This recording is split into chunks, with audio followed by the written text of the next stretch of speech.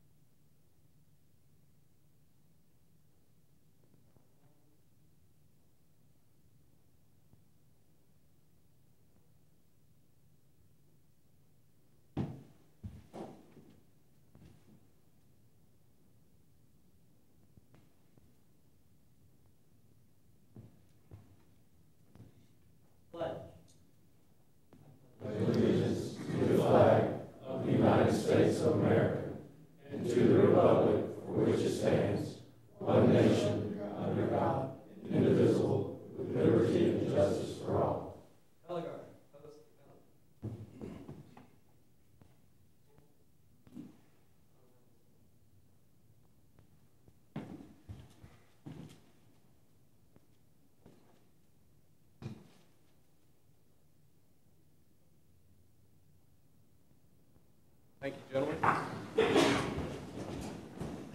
If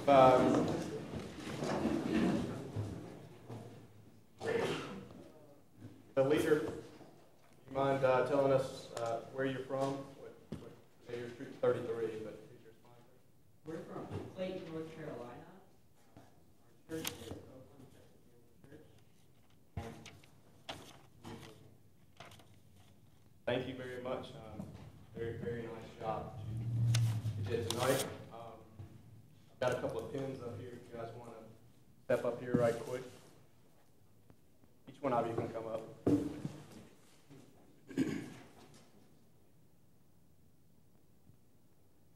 Let's give them a round of applause.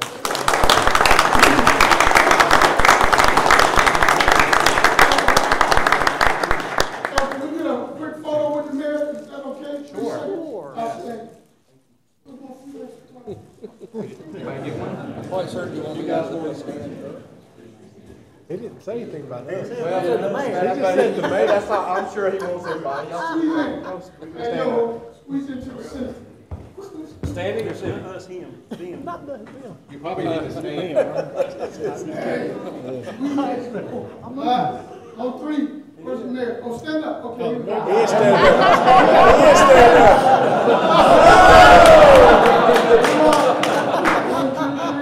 Hamburger. There you go. Outstanding. Thank you, sir. They designed this for me. Explain to me.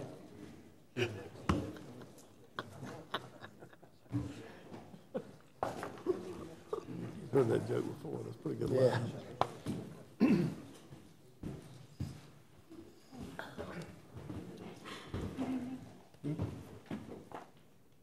Thank you again to Boy Scout Troop 33. Nice job.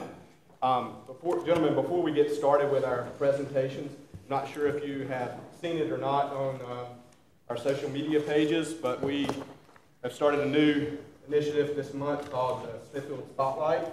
And the first one for this month was on Evans Jewelers, and it's outstanding. So if you haven't seen it, I will ask you to turn your attention to the screen. I'm going to give them the mic. Seconds or so. Yes.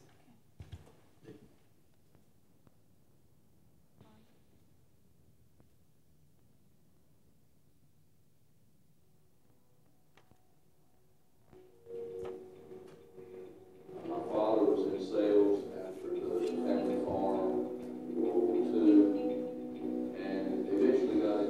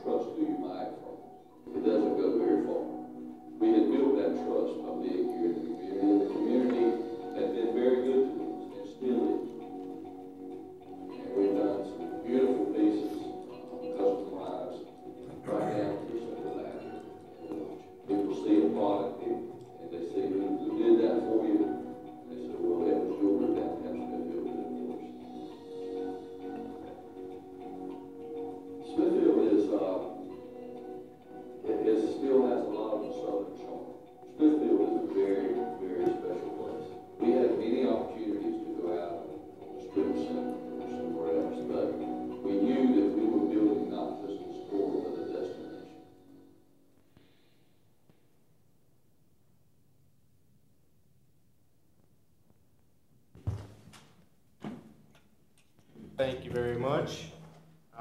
Brian, our new communication specialist, I think you're not the only one who put this together, I know, but you played a big part in it, so I want to say thank you for that, and to everybody. I don't know everybody that was involved in it, I'm sure too, and Eric, others were, but thank you, nice job. Top notch. All right, gentlemen, our first presentation this evening, I'm sorry, I got to approve the agenda. Then we have the agenda in front of you. Are there any known changes? Mayor, I'd like to add one item to the business item. Just to discuss our water line. Okay. Business item number 2 to discuss water rates. Any other additions or changes to the agenda? Anyone? I'll entertain a motion. Move we approve the agenda as amended. We have a motion and a second to approve the agenda as amended. All in favor? Okay, now we will move on to our first presentation. The presentation of the 2017-2018 audit. Greg, Correct. turn it over to you, sir.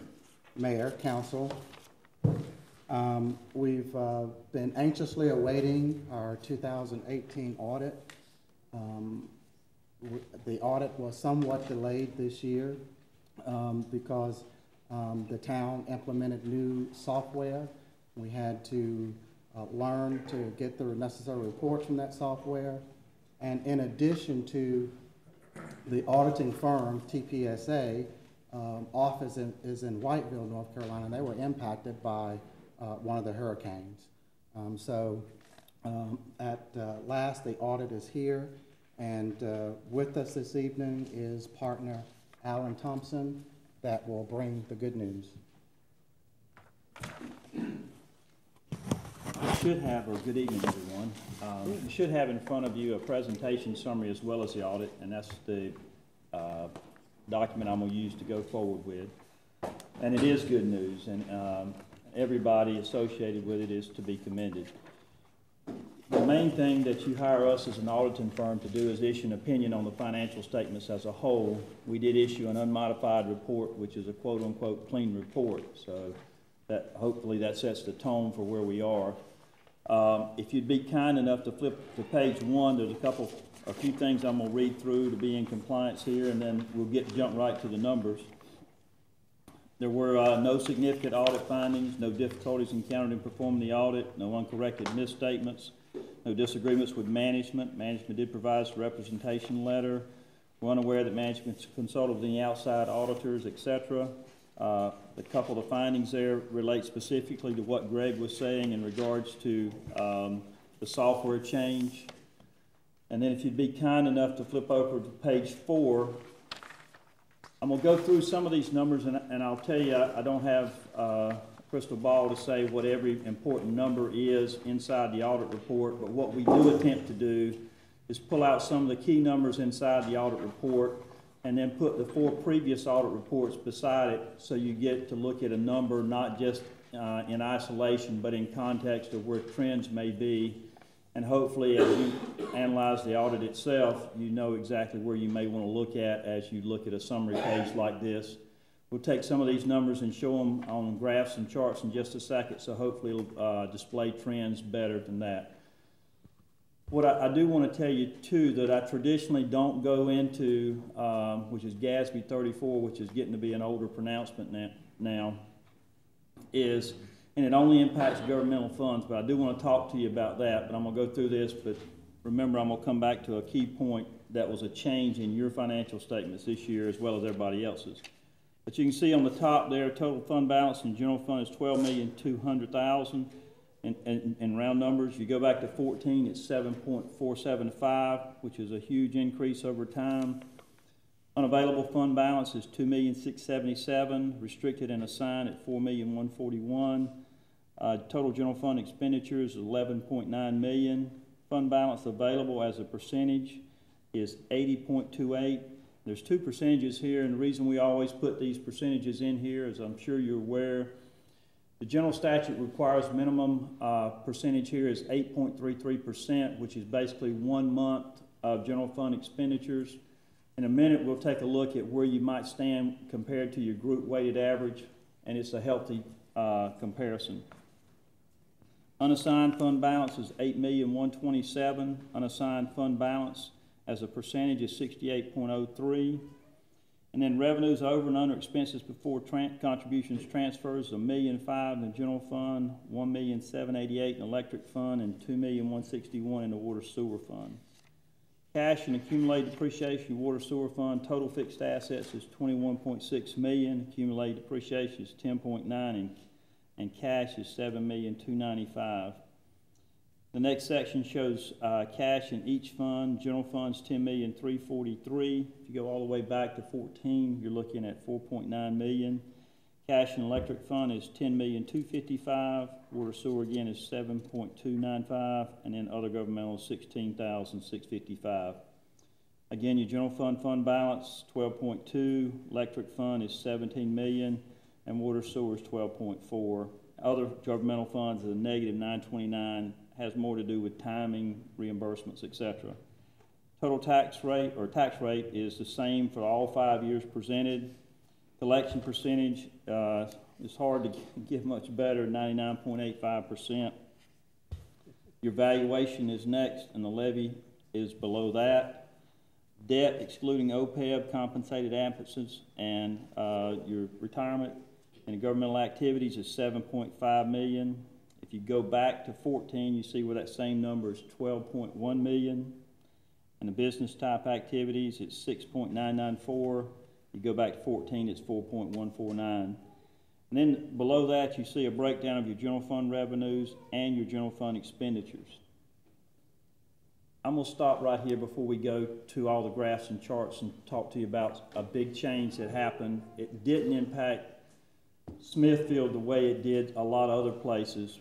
But it's a pronouncement. It's called GASB 75. You go to all your conferences, I'm sure you've heard about it. There's actually a page in the audits, page 50, if you were looking for a reference to it. And basically what it is the state, nationwide, but in North Carolina, the state required a firm to do an actuarial study. It's talking about health insurance and bringing the future cost back to a present value and putting it on your balance sheet. And the reason I was referring to GASB 34 earlier is your general fund is kept on a fund balance set of accounting or basis of accounting. The proprietary funds, your electric fund, water sewer fund, are kept on a full accrual system. So GASB 75 and the numbers we just looked at on the electric fund and water sewer fund is already included in their net position or quote fund balance. And that change, and the change is stated as a quote restatement of fund balance or net position, depending on which it may be.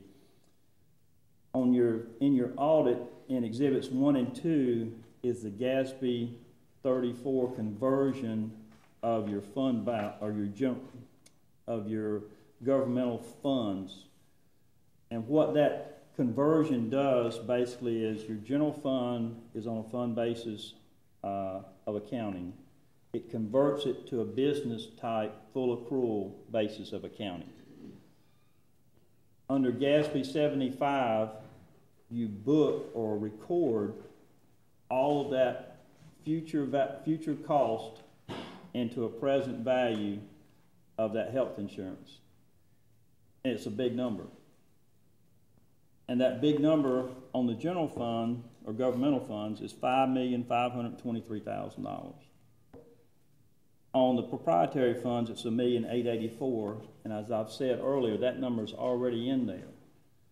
So when you look at your general fund balance, realize if you were to go to Exhibit 1, net position is different because in the fund balance, all your fixed assets aren't recorded there, neither is all your debt. So it's a completely different set or basis of accounting. But realize going forward, the whole purpose was some people, we had as high as, I think, $38 million on a couple of counties, maybe even higher than that.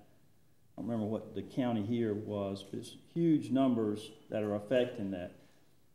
Greg and I were talking, would it have an impact on debt or interest rate, etc.? If the number was larger than yours, it's possible, but I haven't seen it have any impact so far, but realize June 30, 18 is the first year of implementation on this. What probably will happen, and this is not anything I've heard directly, but at some point this LGC may require a trust account to start setting aside a little bit of money to deal with this future cost. What I possibly think, or what I've seen happening is, for the most part, everybody manages their finances in the governmental funds on an annual basis. That's what your budget's about, etc. But if the actuarial amount got so large and the town or city or county, whatever it may be, was not in good financial shape, which is not the case here, I could see LGC insisting on a certain amount being set aside. I don't know when that could come. I'm just throwing that out for your thought process in the future. And I want it because it has it's such a large number, and traditionally we don't talk about GASB 34 statements because, one, you don't ever manage by that. You manage by your budget in the general fund. And in the proprietary funds, electric, water, sewer, it's already included in there.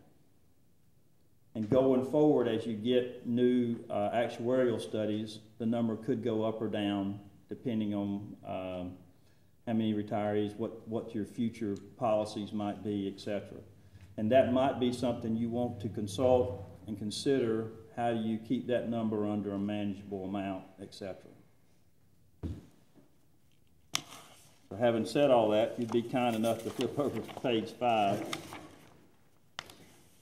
On the top there, you see your analysis of fund balance, total fund balance in the blue, restricted and assigned in red. Obviously, the blue line is a great trend. On the bottom, you see analysis of fund balance available as a percentage at 80.28. You see where your group weighted average is. Obviously, that's a really good comparison. And on the top of page 6, you see your analysis of unassigned fund balance as a percentage at 68.03. It's a great trend line as well. And on the bottom, you see your analysis of revenues over and under expenses before transfers.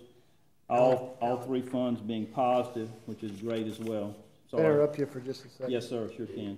For the sake of the audience, could you go back to page 5 on the bottom where you're talking about your group weighted average? Yes, sir. And just give us a 2-second explanation of what that is. When we were talking earlier, and I was saying this general statutes require a minimum of 8.33% as a baseline. If you get close to that, you probably get more letters from the local government commission than you want to answer.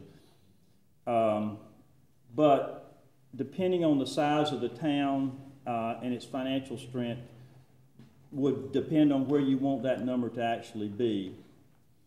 And you see the other group weighted average, if you will, and that's population for the most part, is anywhere, or it hovers between 40 and 41% for the 4 years that are presented. 6/30/18 group weighted average not out there yet.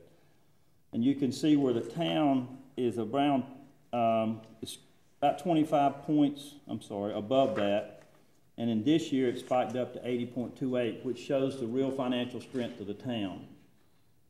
And when you looked at the page 4 numbers, you could see where fund balance, cash, etc., were all trending in a very positive direction, which goes to the financial strength of the town, the management of the town, all your department heads, you as a board, etc.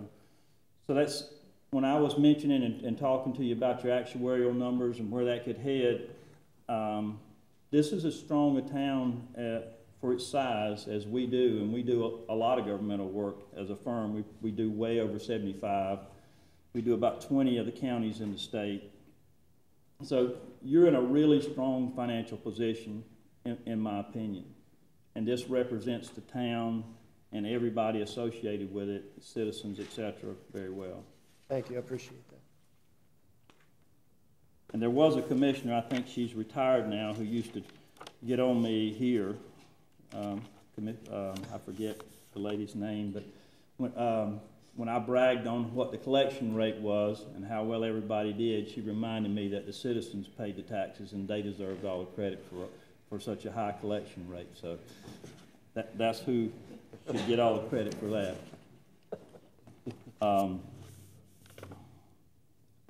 On page 7, you see your total fixed assets, accumulated depreciation, et cetera there, and cash on the top. On the bottom, you see your total cash and fund balances in pie charts by fund.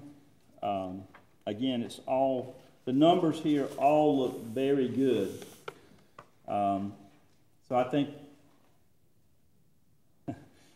the only challenge you've had is the software conversion. From a number standpoint, they look really good.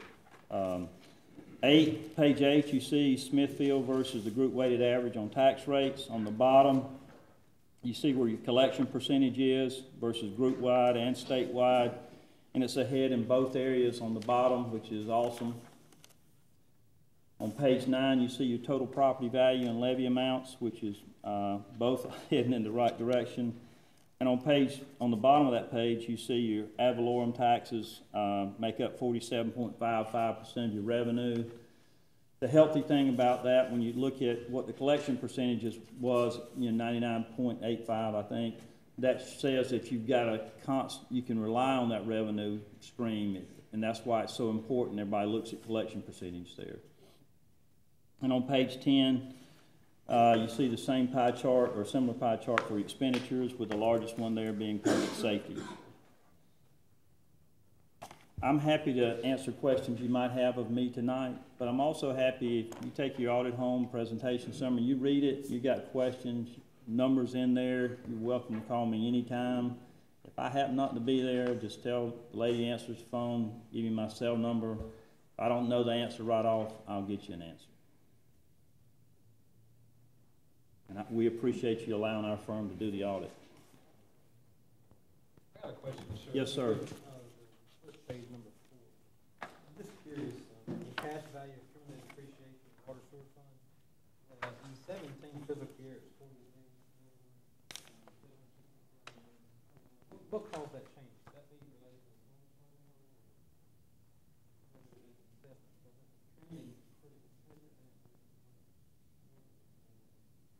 I'd have to look, to be honest, but it might be a misprint too on my part. Okay. Well, Greg, I think this is probably the Booker Dairy Road loan that ended up in there kind of all at once. We took out a large loan for the Booker Dairy Road water project for the 16-inch water line out there. And I think the timetable was such that it ended up showing as cash because it hadn't been spent yet. one other question. Yes, sir. Is, where it speaks of debt excluding OPED, what is the difference from the way y'all classify that? What is it excluding there?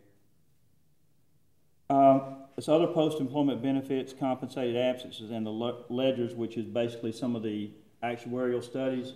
And the only reason I show this, pulling that out, is really to show you what your traditional debt would be. Because in the GASB 34 statements and in your proprietary funds, it's included in that. This page here really is an Allen summary. It's not GAAP, not meant to be. It was, if you said, how much do we owe a third party for money we borrowed, that's what I was trying to show. So it's not meant to say anything, and if you would like to say, I can change it anyway. Thank you. Yes, sir. You're certainly welcome. Thank you, Alan. Thanks. Thank you very much. Alan, I got one more quick question for you before you get away from us here. I appreciate you coming down here tonight. On the last page, on page 10, we've got a pie chart that shows how our general fund is spent. We got about 45% there for public safety. your experience working with other cities our size, you said you had quite a few of them. Is that number a relatively average number, a high number, low number? What do you usually see? It's a good, I wouldn't say it's the highest, but it's definitely a very good number. Thank you. Yes, sir. Well, that raises another question for me. In terms of looking at other communities our size, in your experience, do you have information as to where all these percentages fit in terms of percentage we spend on this, percentages on that? I don't have it readily available, but I'll see what I can do to get it to you. That would be interesting to see. There should be some benchmarks, I would think, for every community spending X on this and X on that. I'll do my best to get that to you, sir. Thank you. Yes, sir. Yes, sir. So if you would just allow me to repeat something that Alan said that I think is extremely important. When we're talking about all these different accounting methods or requirements, GASB 43, 75, again, that relates to OP, other post-employee benefits, benefits that we pay to retirees. We've always been a pay-as-you-go, as most governments are or have been. The trend lately is to start setting money aside in anticipation of that expense, because that expense is growing. People are living longer. They're in the retirement system much longer than I think was ever anticipated. So just a bit more clarity with that. But again, thank you. Council, any additional questions you might have, if you will field them to me, I'll make sure Alan gets them.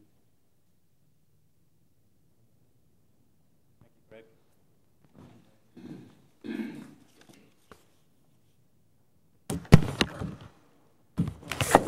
will now move on to the second presentation, which is recognition of Finance Department staff for successful completion of the software conversion. Great. Can everyone hear me without a microphone? It's not often that I get the chance to publicly show my appreciation and to acknowledge the Finance Department staff. So I'm grateful for this opportunity. If those that are present would come forward with me.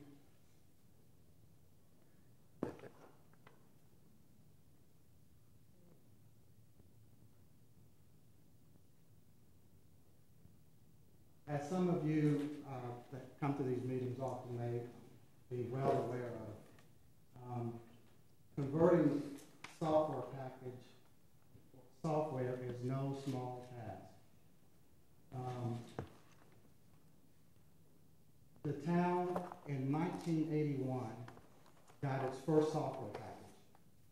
So we started processing stuff and maintaining records with computers. We have used that same software that we had in 1981 right up until 1918. And What, 2000? Oh!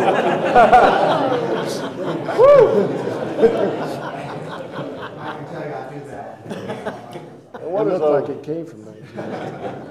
So we used the same software for some 36 years, talking about getting your money's worth out of the software package. We would still be using that software today if the support for it, the technical support, wasn't being faded out. And the software was so outdated, although it worked very well, it wouldn't communicate with any of the software. So consequently, when we went to online bill pay, all we had was what we call blind payments. You could go online, enter your account number, tell us what you wanted to pay, and we would manually come in the next morning and post it. If you go to our online bill pay today, you can look up your account history, going back many years. You can look up your payment history. All of that is a result of integration. One other important integration feature that we now have is whenever we cut checks, we can send a file to our bank in advance of those checks ever hitting the bank. Therefore, when someone walks in or deposits a check, they can match that check to records that we've already sent them. Without a doubt, they know that that's a good check. So our new software is performing for us like never before. But we've used that same software for 36 years. In 2009, we attempted a conversion with the very same company that we have been using for 36 years, and they could not successfully convert their own software to a Windows-based system. We laid low for a while. In 2011, 2013, we tried with yet another company to convert software. That conversion was unsuccessful.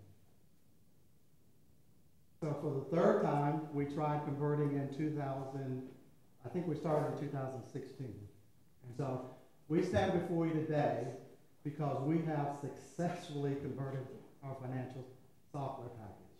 And I couldn't be more proud of these folks and the hard work they put into it.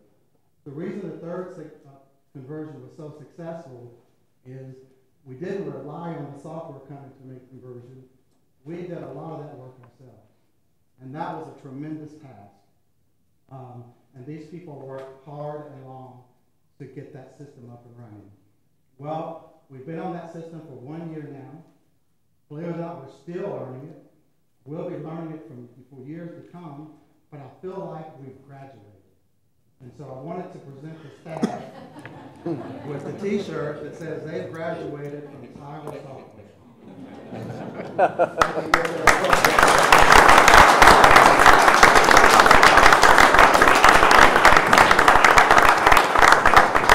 I do want to introduce the folks to you very quickly.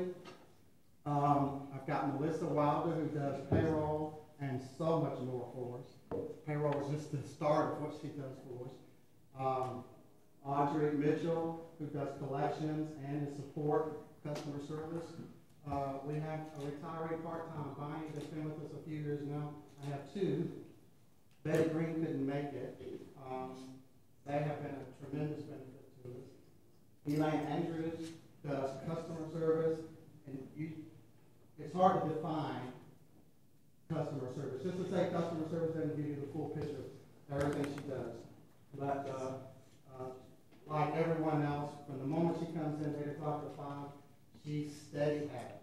And then finally, Jay Godwin, who does your utility billing, make sure those bills gets out, and he also is kind of like a backup IT person. So Betty Green and Connie Lassiter, our accounts payable clerk, is not with us today. But they have made my life easy. It's a difficult job being a manager, but I have a staff that works hard. We all blend well together. We're family, and I just want you guys to know how much I appreciate you.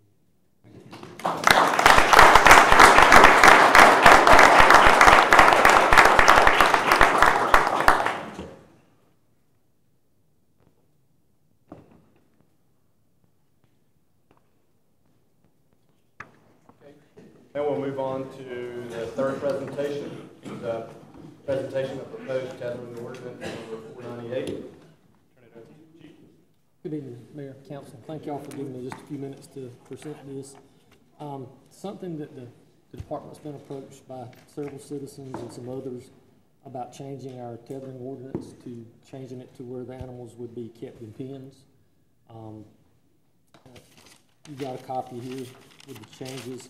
One thing that I thought was in here, which Dr. Barber and I were talking earlier on, is also still allowing the canines to be chained if the owner is observing them, or for short periods of time for them if they're house dogs. So that's something that will have to be added. I do have Animal Control Officer Zavala here with me tonight and her partner. If you have any questions on it. But it just more or less just changes it to where they can't be tied up full time. They have to be in a pen. And that's pretty much about the gist of it. Gentlemen, you've had this ordinance for a while. Any questions? Here, right?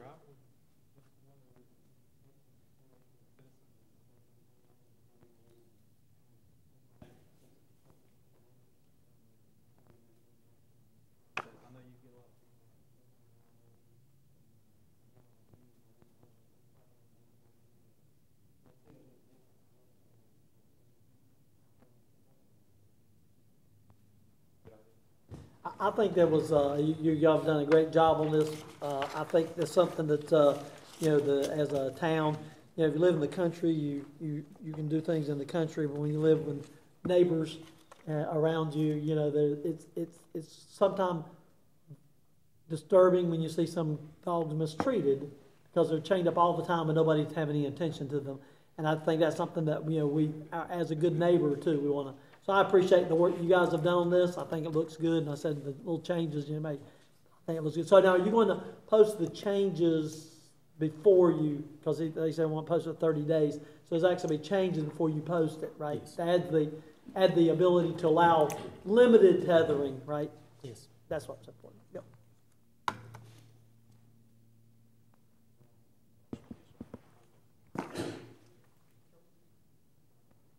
I may have moved that we, table this or seeking feedback. Thank you. Thank you. Second. Thank you, Chief. Thank you.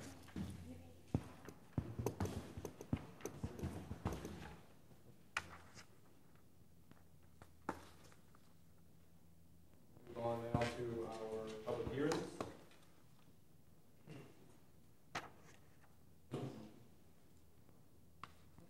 First public hearing this evening is not a quasi-judicial hearing.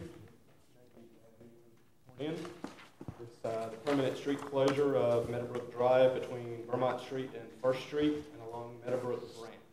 Consideration to adopt resolution number 636.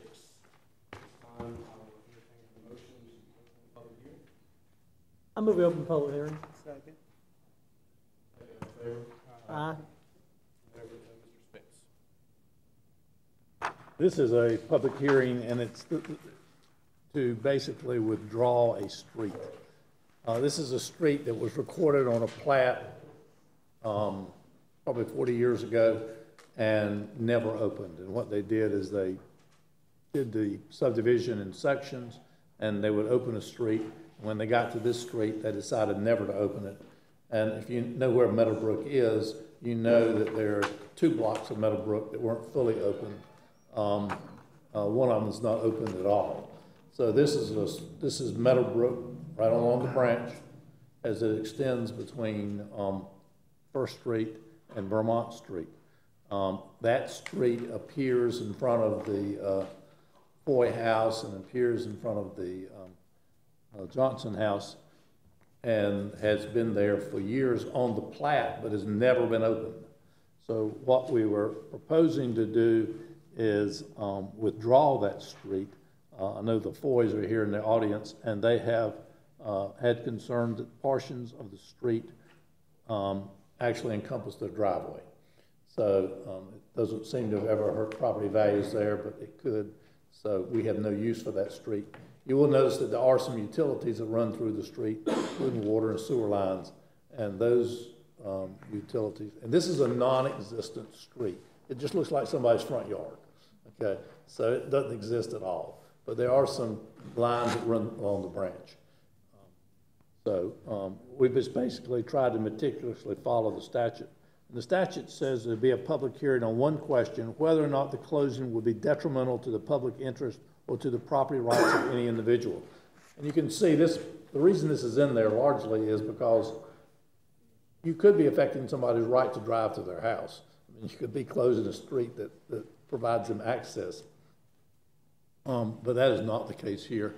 We have met with, and the manager has met with, all of the owners adjoining the street. And all of them have signed an agreement,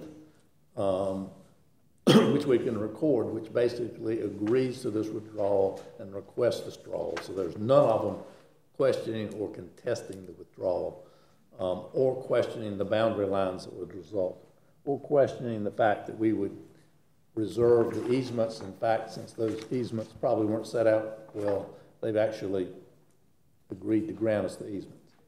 So if this goes through, meets with your approval, or you have any questions, we will then record a withdrawal of the easements, and the property line will be established, and the street will be as it was intended at the time of construction, not a street at all.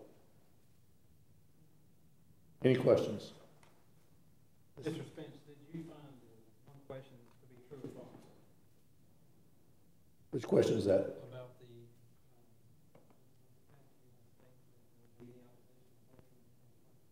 There's no detriment to the public that I can see, and there's no public complaining. And as I said, that basically is a provision to make sure that the street that you are withdrawing doesn't provide some benefit to somebody. And this street has never been in existence functionally, except to the extent of those water and sewer lines, which are really running down the branch, but within the street area. We're not closing a street, we're just taking the supposed dedication off the books. And we have a map that shows this street, and we're taking it off. I also noticed on the survey that there's a 50-foot riparian buffer. It would appear to me, just knowing the lay of the land, that the street could never be built there anyway, with the creek and the buffer. Well, it's not an issue. You know, building the street there would be an issue between you and the state and the Corps of Engineers. That is a bit of a problem, conceivably, because that branch, frankly, needs to be stabilized, much like News River needed to be stabilized. If you have walked down that branch, which I have recently, there are some portions of it that are undercut by the flow of the water. But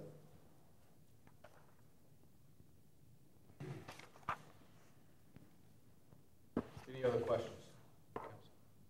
Anyone in the audience wishing to speak on this or against?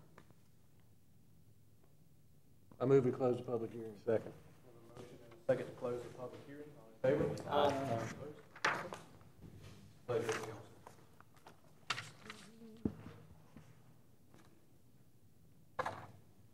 Make a motion, we pass the resolution to vacate the unopened street.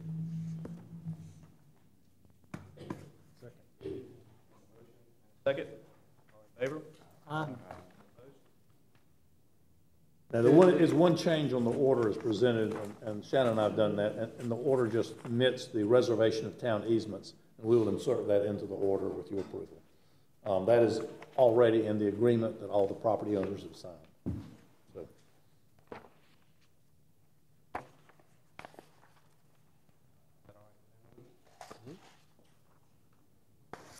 Thank you very much. On to our next public hearing. This again is not a quasi-judicial hearing, so no need to have anyone sworn in. It is public hearing ZA-1901 for Dan Simmons.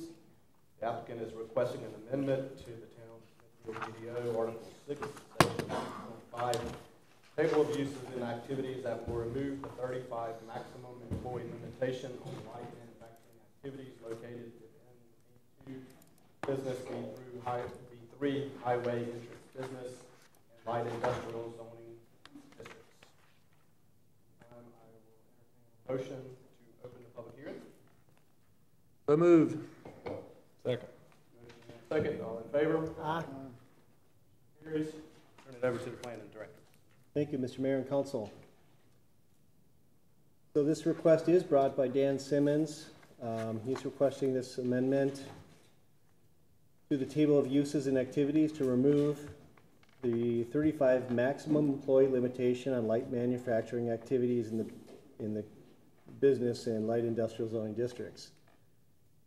So this is exactly the amendment. It's just striking some language in the table. Staff believes this ordinance is trying to limit intensity by limiting the number of employees. And in fact, the UDO has parking requirements, stormwater requirements, landscaping requirements, setbacks. All these things limit intensity of use. Sometimes there's traffic impact statements or studies that have to be done also. So there's a lot of tools in the UDO already that limits intensity of use. And we believe these are more effective than trying to put a limit on the number of employees. In fact, there are businesses in the light industrial district already that have more than 35 employees, so they're not compliant with this ordinance. And in fact, they may want to expand, which I think is in the best interest of the town to allow light industrial expansions. So staff is recommending approval of the proposed amendment to delete the 35 employee limitation on light manufacturing uses not otherwise listed or identified in Article 6, Section 6.5 of the Table of Uses and Activities. And we believe it's consistent with the Comprehensive Growth Plan and other adopted plans, and it's in the best interest of the public. So staff and the planning board recommended approval, and we're requesting the council adopt this amendment with a statement declaring it consistent with the comprehensive plan and it being in the public interest. With that, do you have any questions? Questions for Steve? If not, anyone in the audience wishing to speak on this matter?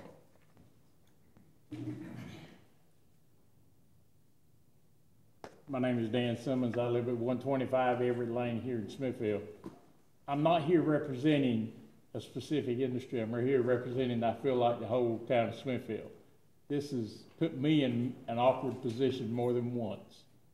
I do feasibility studies a lot of time for industry that's wanting to expand, and I have one right now that has come to me and said, we look at this. Now, you think about industry, they know what they're doing. They know how to manufacture things. They know how to lay out the interior of their building to manufacture things, but they don't know anything about compliance with zoning and site work. So they come to me and look for a feasibility study to tell them what are the restrictions and what are the stumbling blocks. And I am forced to tell them you can't have over 35 employees if you're in light industry. Now, that has not been enforced by the town in the past because OPW that just expanded has over 200 employees and technically should not have gotten a zoning permit. We have two on the east side of town, that the day they opened the doors, there were greater than 35 employees that are in light industry. I think the staff did the right thing by overlooking this part of the ordinance and allowing that to go forward because we don't want to hinder industry. But in my position, as doing a feasibility study, I have to tell them what's in the ordinance, and that will impact their decisions on whether to go forward or not with the expansion. So therefore, I respectfully request that you delete this from your ordinance because it is a tremendous hindrance in me doing my job in doing feasibility studies for industry. And I'll be glad to answer any question you might have. Thank you. Dan, do you have any idea why that number was in the ordinance? I actually went back to the old UDO, and it's in there. So it's been around for 15, 20 years. And it's just been overlooked. I called the city manager when I saw this, and I'm like, do you have any idea why we had this restriction in there in the first place? But I can't, in doing a study, not list it as in my documentation I'm giving to the client, because if you were to enforce that ordinance and I had not alerted my client to that thing, then I've got some liability issues. And I think Steve and my thoughts is it's probably in there because somebody wanted some kind of definitional framework. At the time it was put in there, 135 sounded like a lot of employees, and it doesn't today. 35, yeah, 35. And you know, one of my clients right now is in the ETJ that was part of what you got from the county. Well, the county specifically listed their use as a light industrial use with no restriction. And now they come into the town and all of a sudden they're a non-conforming use. And we need to fix that. The good thing is we're updating these ordinances step by step by step. Well, I need this one done tonight because I got a client.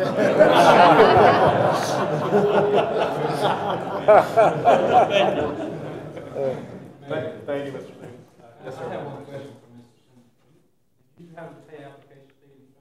No, I did not. It was waived by the staff. They understood the condition. Any other questions? Anyone else in the audience wishing to speak? Wishing to close the public hearing? So moved. Second, all in favor? Aye. Gentlemen, this, we do need a, if we do elect to approve this, we'll need a statement saying go and then the public interest. It's part of your motion.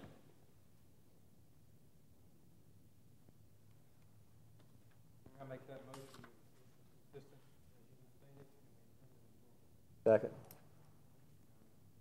Motion and a second to approve the changes and a consistency statement saying that it is consistent with the EDO and in the public. All in favor say aye. Aye. Opposed? Motion carries. Thank you, gentlemen.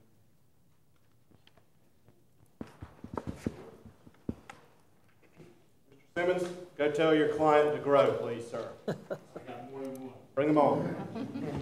Well, what business? Okay, now move to our next public hearing. SUP 19-04 Smithfield Storage. This is a quasi-judicial hearing, so anyone wishing to speak for or against this matter, please stand now and have the clerk swear you in.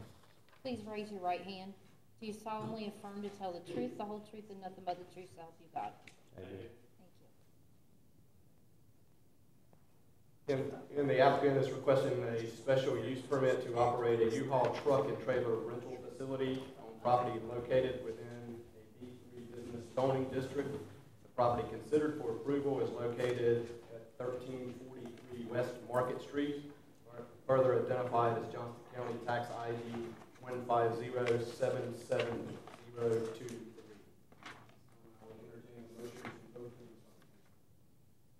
Make a motion to open the public hearing. Second. Motion and a second, all in favor? Here's, turn it over to the plan. Oh yeah. Councilman Ashley just brought to my attention, Scouts. Need to leave, you're welcome to leave at any time.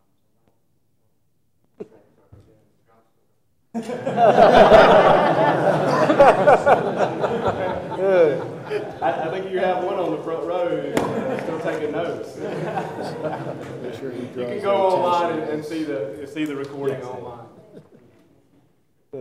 Thank y'all. Thank you for coming this evening. Appreciate it. Thank you, Councilman.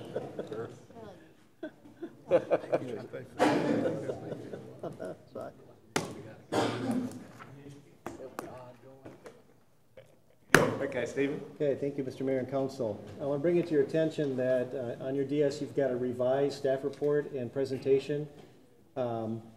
After we started preparing this report, I drove by the facility and noticed the parking arrangement for their trucks. In fact, this was a code compliance. We found out they had a business, said you have to go through the process and get a special use permit or we're going to revoke your business for doing that. And noticed that they were parking differently than how they had it laid out in the plans. And so when I confronted them, I said, we need to have a workable plan and we're going to hold you to that plan. So I worked with them to come up with a site plan that they're happy with, that meets our standards or potentially meets our standards. And so I have a revised report and recommendations based on the new plan in your packet, your revised packet. So they are requesting a special use permit to operate a truck rental business and associated with their mini storage business in West Smithfield. The west side. This is the property. If you notice, the front portion of the property here has a paved parking lot.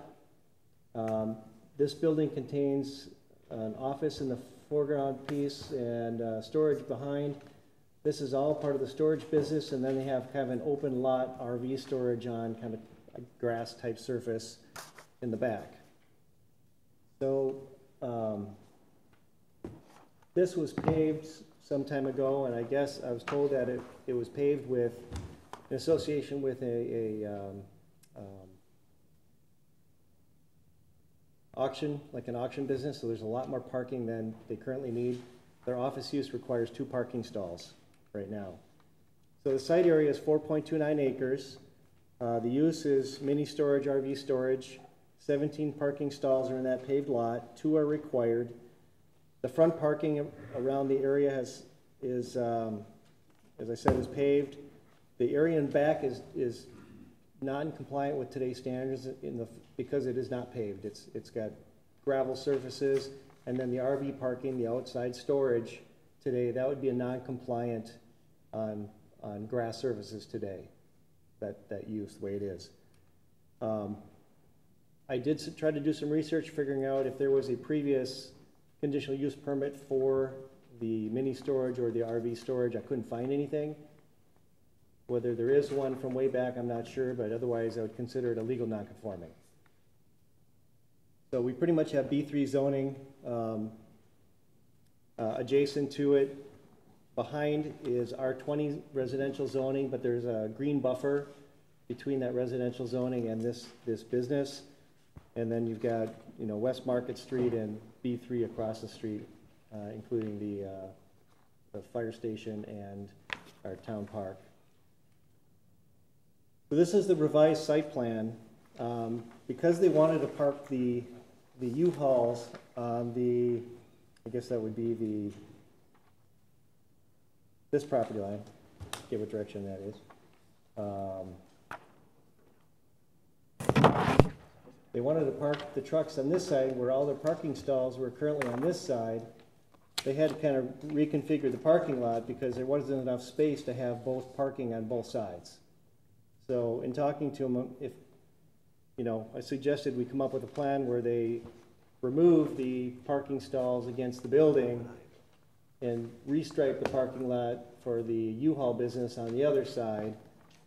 They still have to get to this gate in this location.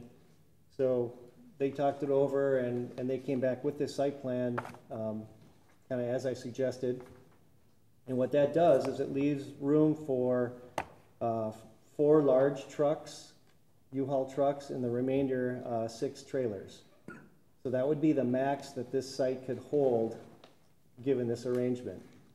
So there'll be conditions recommended by staff that's the upper limit on U-Haul. U-Haul business, trailers and trucks come and go. They never quite know how many they're going to have, but this therefore puts a limit on how many there would be, and the condition would be that they be stored in these spots, striped spots, so we have some means to control so it doesn't become kind of a free-for-all. And then there remains in front a handicap stall and 4 parking stalls for the mini storage business. And U-Haul customers coming and going.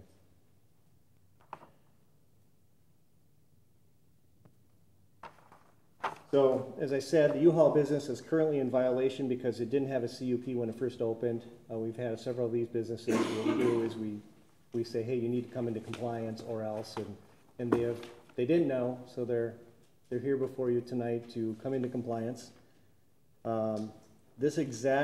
When I would say this exact, but a special use permit for U-Haul was approved in 2006 by the council, and they were operating on the site, and then they went away for some reason. The business turned over to a different company. So that U-Haul permit was expired, and so therefore they have to come forward with a new one. As I said, we couldn't find any other previous conditional use permits other than that U-Haul conditional use permit. Yes, I covered that. So I could go through the findings of fact, but I have listed them in your packet. They've met all the findings of fact in staff's point of view. And I'll skip to the recommendation. Staff is recommending the following conditions: that the U-Haul be limited to 6 U-Haul trailers of any size and 4 U-Haul trucks parked in the designated and striped parking stalls. That the parking and the lot striping shall be consistent with the submitted plan, and that the 12 existing parking stalls be eliminated, or probably blacked out or something. So we respectfully request the council hold a quasi-judicial hearing and review the petition and determine whether to approve with conditions, or deny. With that, do you have any questions? Questions for Stephen? Mayor, I have a question for you. The applicant will come forward.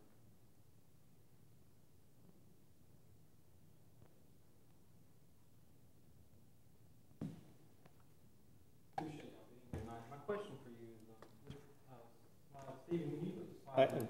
I'm going there. Actually, it's the second one has recommendations. Okay.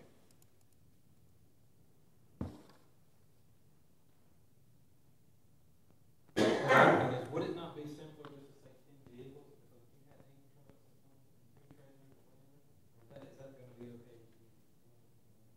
That'll be okay. I mean, it would be a rarity that we would ever need more than that because they're continually getting rented. It's a great service along with mini storage because when people are moving to and from homes, a lot of people don't have a large truck or trailer to move things. So, and if it becomes a problem or we would see that we're getting more than that, the U-Haul software we use, it's very easy just to push off an incoming truck to another dealer, which there's like 6 of them in Smithfield. Thank Any other questions? Mr. Mayor, I want to also point out that the paving width narrows as you get towards the street, so I don't think a full truck would fit in those parking stalls.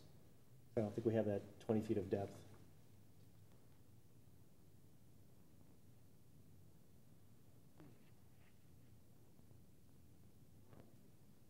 I move we close the public hearing.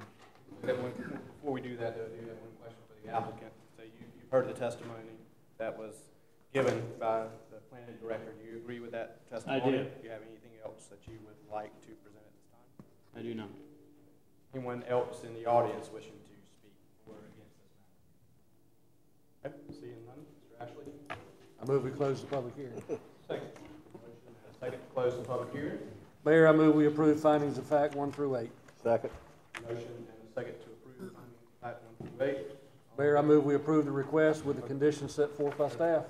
I need to have a vote on the findings of fact. All in favor? Aye. All opposed? All right, Mr. Ashley? I move we approve the request with the conditions set forth in our packet, the 3 conditions set forth by staff. Second. Conditions, all in favor? Aye. Motion carries. Thank you. Is there a Carolina game tonight? Started 5 minutes ago.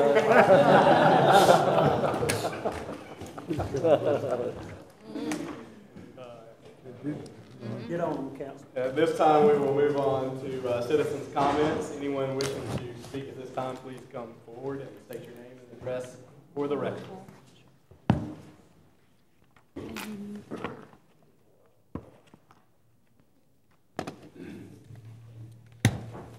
Mr. Tharrington? Thank you. I'm Harold Tharrington, 106 Castle Drive in District 4. And I'm here to not make a comment, but make a request. I would like to request that we call a meeting of the group that Mayor, to you be involved, and Manager Scott to be involved, Councilman Barber to be involved, and the Mark Helmer and Tommy Cook, Code, to be invited to the meeting. We want to discuss some concerns of our community. Residents on Castle Drive have some issues that we would like to discuss and try to resolve.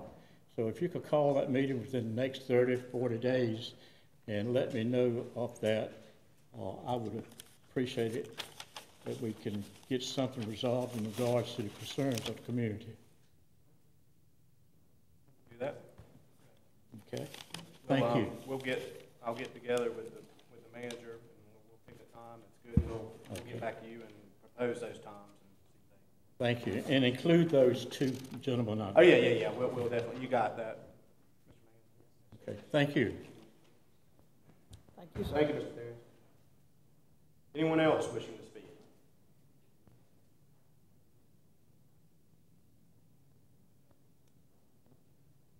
I'm Emma Gimmel, 207 Hancock Street. and I'm speaking on water rates, water lines, water loss, and the water plant expansion.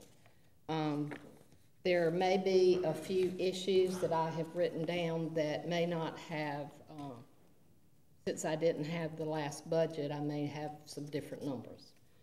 The water rate, number one, the water rates, we know that since July 1st, 2016, our water rates have increased 24%, and by 2020, we will have increased to 31% with just water, not counting sewer. So by 2020, we will have over $4 million, $1 million per year since 2016 added to our town budget from the users of the town, not the county. And so who says that we won't have more future water rate increases? The water lines and pipes, water lines improvements or repairs for the town is budgeted only for $50,000 per year for the old pipes in our town.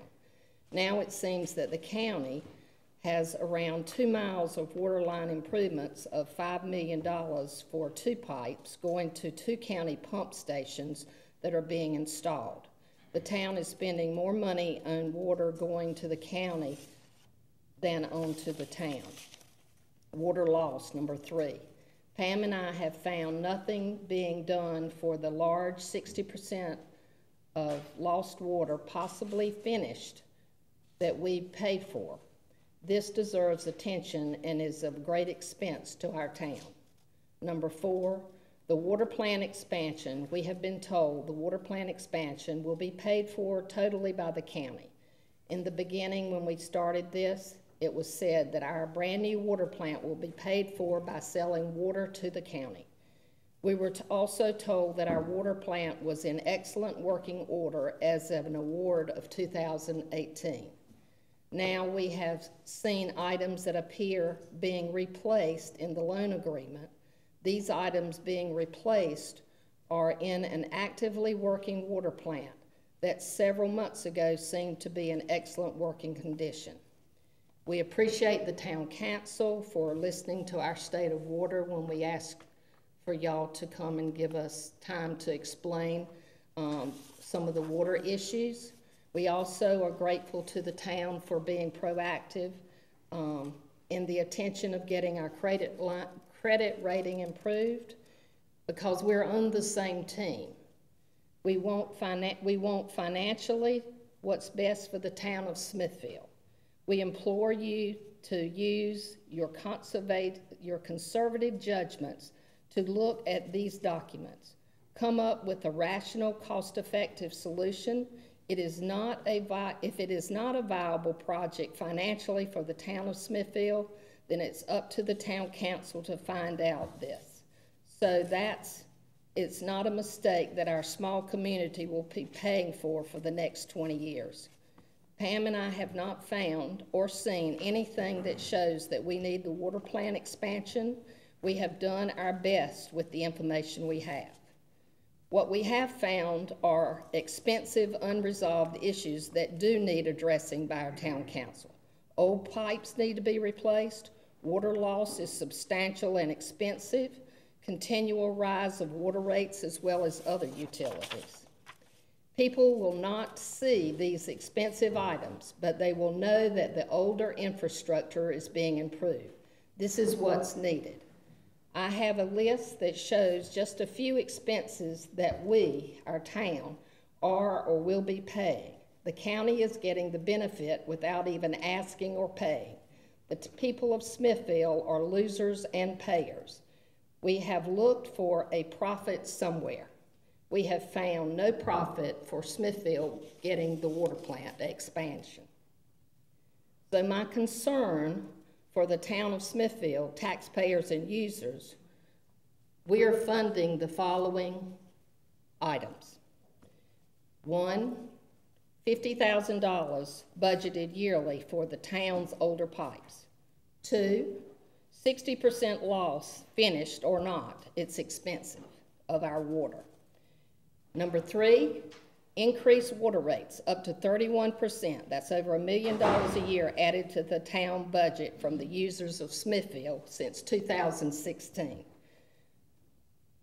And then this rate increase was suggested by the Wooten Group. Sewer rates are going up substantially, we've been told. That was number 4. Number 5, the water plant expansion is $12 million of a loan plus interest over $2 million and overruns. The Wooten Group did this loan. Number 6, 2 large water pipes costing $50 million. 7, servicing the expansion loan for 20 years, cost a lot. Number 8, rate study done by the Wooten Group. Bulk water agreement, we think it's done by the Wooten Group. Number 10, engineering costs done by the Wooten Group. Number 11, loan agreement done by the Wooten Group. Number 12, as of 2017-18, our debt was over $24 million. I know that you have come down on this debt, and I think that the budget probably showed that, but I did not have that to go by. So those were the things that our town is paying. Now, for the county taxpayers and users, they either have no cost or low cost. So number 1, the 2 large pipes going to 2 county pump station, no cost to the county. Number 2, new water plant to send finished water, clean water, to county customers, low cost.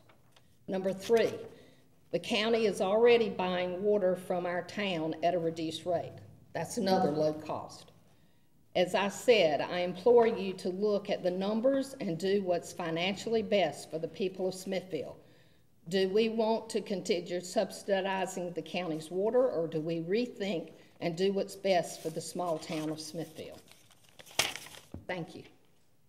Thank you. Anyone else wishing to speak?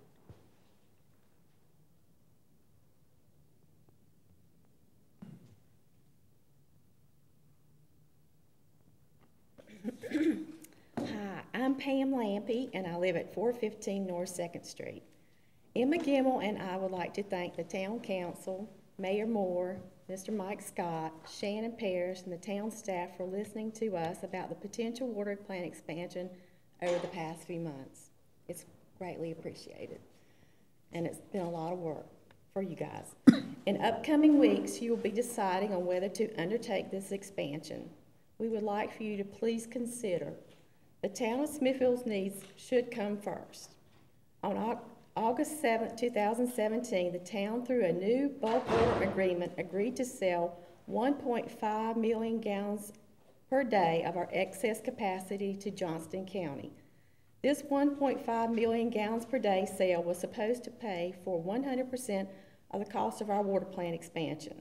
According to the town board minutes on May 15, 2018 and July 31, 2018, it does not. The town users would have to contribute significantly, approximately $446,250 per year for 20 years, or $8,925,000, assuming a 50-cent profit margin on water sales to the county. It is unknown if this profit margin is correct, especially going forward, because the debt service costs and capital improvement costs need to be added. The new bulk water agreement was expertly written. Its whole purpose was to justify the expansion by providing the sale of enough of our water to the county to trigger application of the 80% rule.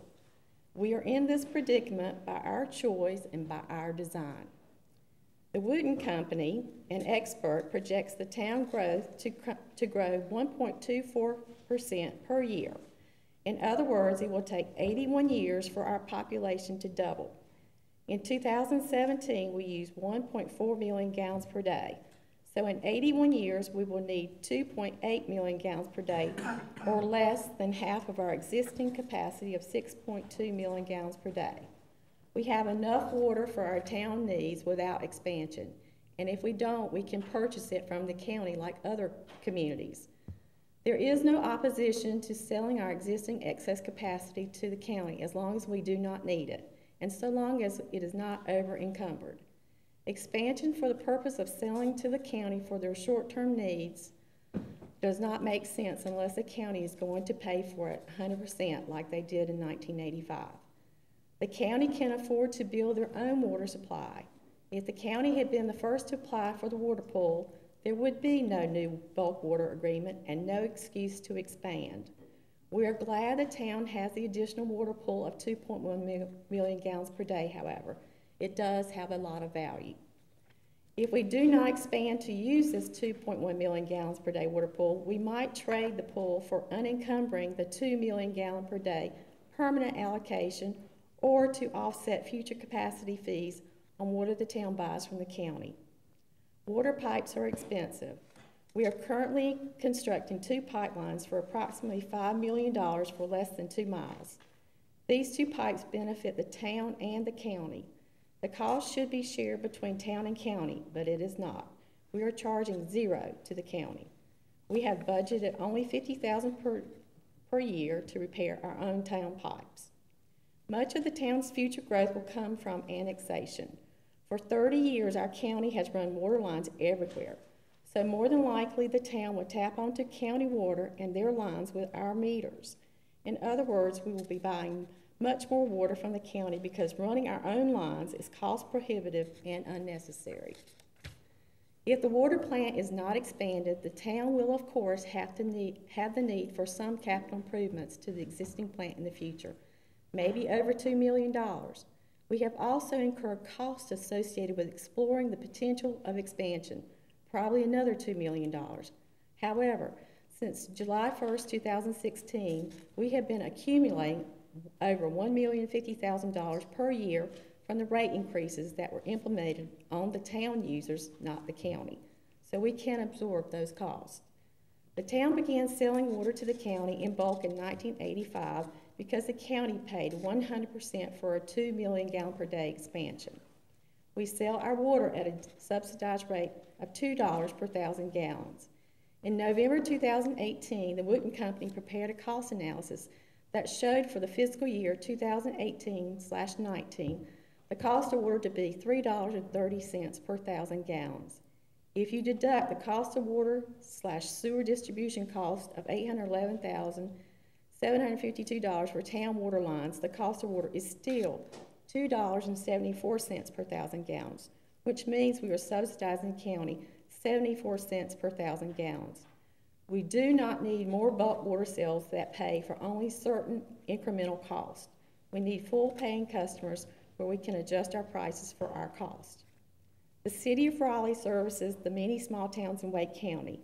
They adjust their bulk water agreements and capacity fees annually to reflect increasing costs. If a booster pump is needed, they adjust the capacity fee to the town for the cost. We don't have this bargaining power. We have no effective way to adjust our agreement to recoup our costs because we need the county more than they need us.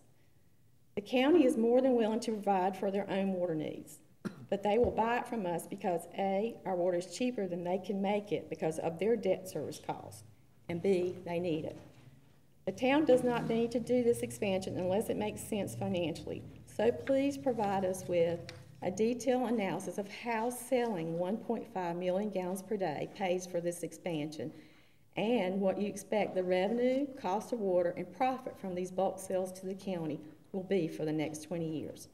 So far, we have not seen any financial numbers that justify the water plant expansion. We want the very best for our town. Plenty of water, good pipes, reasonable costs, an efficient and well-appointed water plant.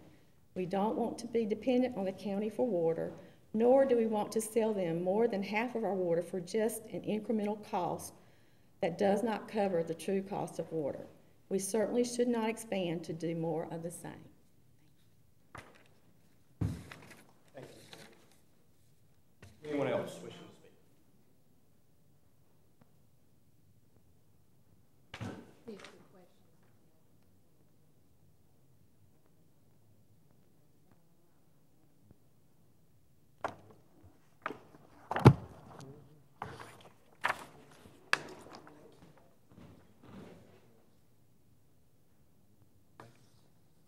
We'll move on now to the consent agenda.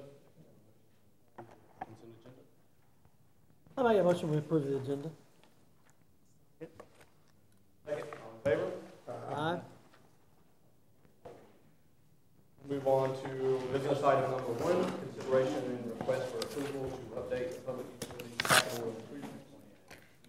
Ed?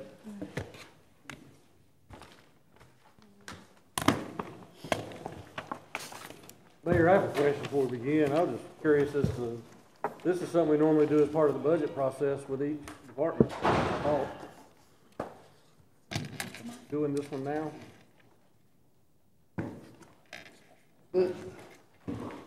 This is something that's been asked to be placed on the agenda for a few months now.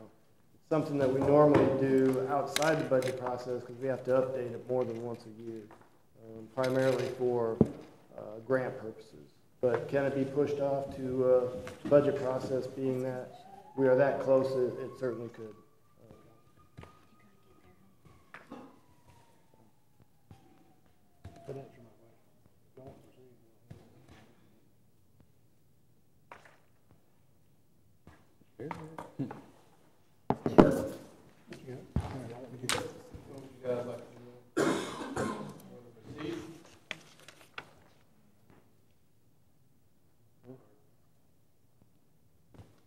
Right, let's proceed.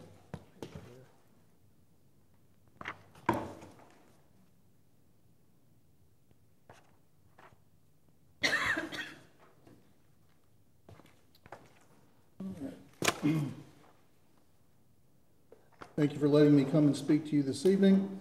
The purpose of this presentation is to ask the council to approve this proposed update to the capital improvement plan for public utilities. As we've spoken previously, we update this plan, usually annually, to remain current, which in turn enables us to be in a more advantageous position to apply for grants and loans. As you recall, the 10-year plan acts as a guide or a roadmap for the future direction of this department. Such plan is not required by law, but is an integral piece of planning when applying for financial aid. The most recent update was approved by council in June of 2018. Originally, we planned to update this annually, but short-term needs require a timely update. This is a tabular form of the existing adopted plan. This plan combines all three budgeted divisions within the department. I'd like to break down each so that the final proposed changes will be clear. Specifically for the electric department, much of the focus was on upgrading the town. The approved plan called for installation of advanced meters, the conversion of the town's distribution system to a safer and more reliable voltage, generators at lift stations to assist in load management, the purchase of a new bucket truck so electric crews can get access to aerial lines, purchase of a tractor, the construction of a new circuit to serve the anticipated growth off Booker Dairy Road, and the potential for a third delivery point, which was intended to replace the older delivery point on Hospital Road, and circuit improvements along Buffalo Road to serve the East River development. While the long-range projects continue, we have already purchased the tractor. Additionally, the pursuit of a third delivery point has been terminated because at this point in time, a suitable location and an amenable landowner have not been identified. So where does that leave us? The proposed plan changes very little in the electrical division. The plan continues the long-term infrastructure improvement projects. The subtle change is the emphasis on the construction of the circuit along Booker Dairy Road and the inclusion of an upgrade of delivery point number 1. The change to the timetable of the circuit along the new Booker Dairy Road extension was necessitated by the anticipated development in the area and growth we're already seeing. The need to upgrade delivery point 1 was added after a meeting with Duke Energy. During this meeting, Duke Energy indicated they had a proposed project to upgrade their delivery structure, which is neighboring to ours, in the next 3 to 5 years. Such an upgrade on their part necessitates our yard to undergo similar changes. For the water plant, the existing plan focused on some improvements along the river, external processes, short-term chemical needs, long-term plant upgrades, the desire to make the two town systems one, and all of this in preparation for the future plant expansion. Certain improvements have been achieved already. The update in this part of the plan is pushing the less needed projects off into the future and to place the emphasis on the expected expansion. The proposed plan maintains the long-term capital goals, but as the later tabular form will show, places fiscal emphasis on the water plant expansion. The existing plan for the Water and Sewer Division reflects the need for overall system improvements. From the continuing efforts to battle infiltration and intrusion to upgrading the town lift stations, many projects and programs were presented to improve the overall system. Both long-term and current needs were included in the plan to address existing issues and help avoid infrastructure falling into disrepair. Since last June, some of the immediate needs have been met and smaller projects have been accomplished. The updated plan retains many of the same long-term goals, but does shift around monies to allow the completion of the immediate need, which is the water main connection along Durwood-Stevenson Highway.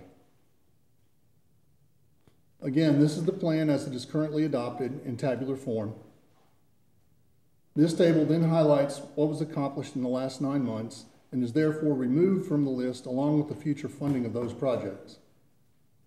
As I've just discussed, we have inserted the known immediate needs, and then further we have redistributed monies in both funds to allow for the immediate needs of the North Circuit, the water plant expansion, and the Durwood-Stevenson waterline connection. Then we condense it and we get the new proposed plan condensed in one table. So, in summary, the new capital improvement plan sets the roadmap for the next 10 years. It allows the electric division to capitalize on the Brogden Road transformer, provides much needed electrical service to the north side of town.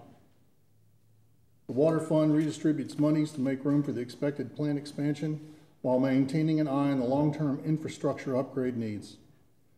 I will remind the council that this plan, like all plans, is non-binding. Actual budgetary numbers are only worked out annually during the budget process for the coming fiscal year. Thank you for your time. I'd be happy to discuss any of these items or answer any of the questions you may have. Questions?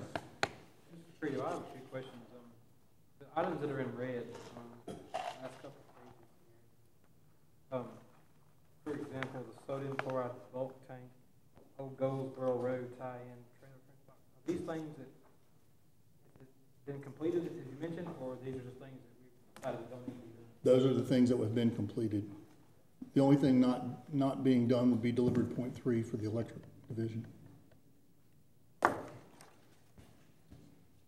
What about the riverbank refurbishment? That's currently underway.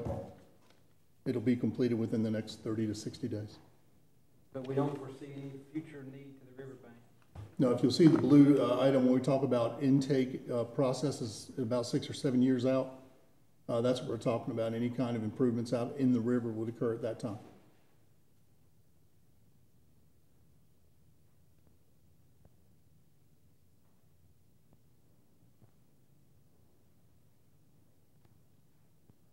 On the SCADA process upgrades, is that something ongoing?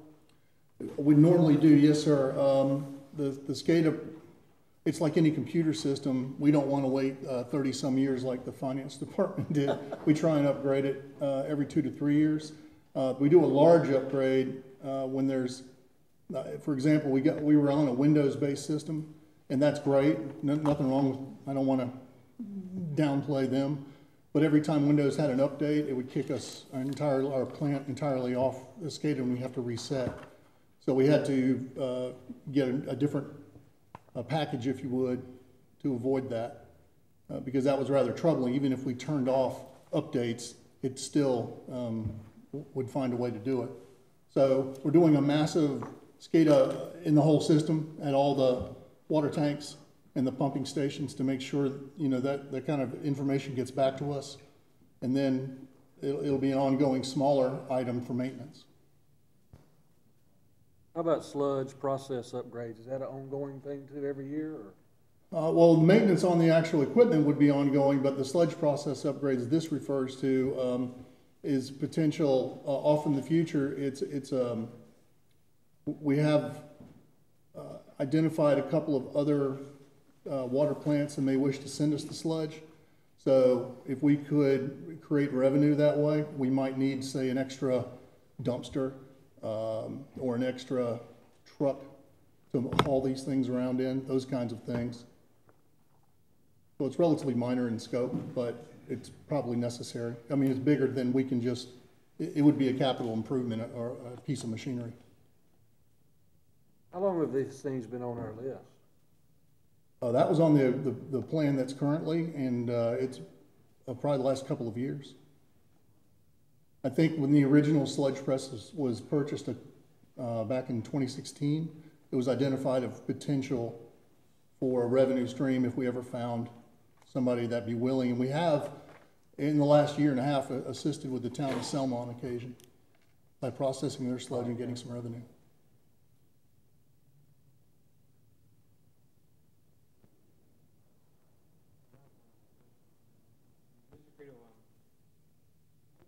Listen, speak to us about a 60% loss, and we're only budgeting $50,000 for water payment. Can you speak on that? The long-range water supply plan, we have to every year report to the state of North Carolina our water loss. Our water loss in the last 3 to 4 years has been historically between 10 and 15%. I feel she may have some erroneous numbers, but 10 and 15% is still no small thing to ignore, but it is completely normal within the state for anyone to have that. There is an allowance of water, but when you put pipes together, you will get sweat and leakage. We are finding leaks where we can and fixing them. That is something we're doing. I do admit that the 50,000 is probably a little low, but that's where we started because we needed to create a program. And if we get annually additional revenues, when we set the budget, I would ask for more. Based on the way you've got it figured here on what is budgeted, do you feel like that's less of a priority than some of the other things? It's important to keep a program going, and I didn't want to give it the impression that, well, I think the infiltration intrusion, for example, is much more important and is a much bigger problem than the water leakage.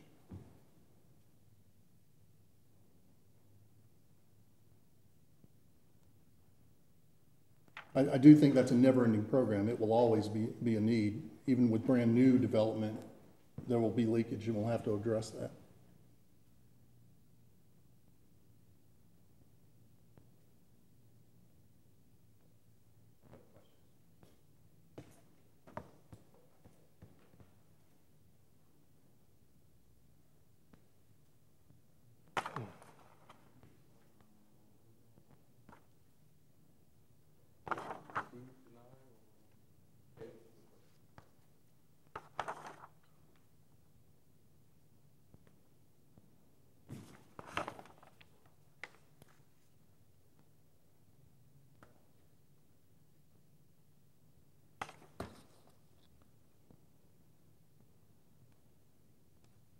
Right now, this is just kind of a roadmap of the general direction. It's nothing specific, nothing set in stone. No, any capital improvement plan is like you're saying, is a roadmap or a guide. It's non-binding as far as the numbers are concerned because only the council every year during the budget process can set the funds. If we're only spending $50,000 a year on water line upgrades, how many years will it take us to replace all our lines? If I spend $5 million a year on the water lines, it would still take probably 50 years to replace all the water lines in town. So replacing the water lines is not the goal. I don't believe it can be realistically. I think it's a matter of finding some of the big areas or some of the more and fixing that which breaks. And we saw that last year when the cold snap. There was a lot of breaks around town. We had to fix those.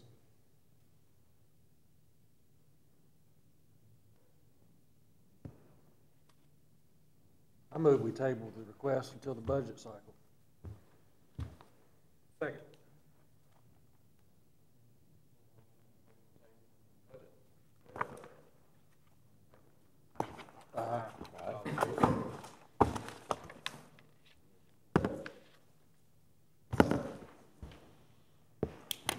Ted, is this needed? I mean, I know you had mentioned for loans or No. anything like that, right? The reason I brought it up was because we're getting into the budget cycle, and some of these were coming up in the next year's proposed budget. So if putting it with the budget is perfectly in dovetail with that.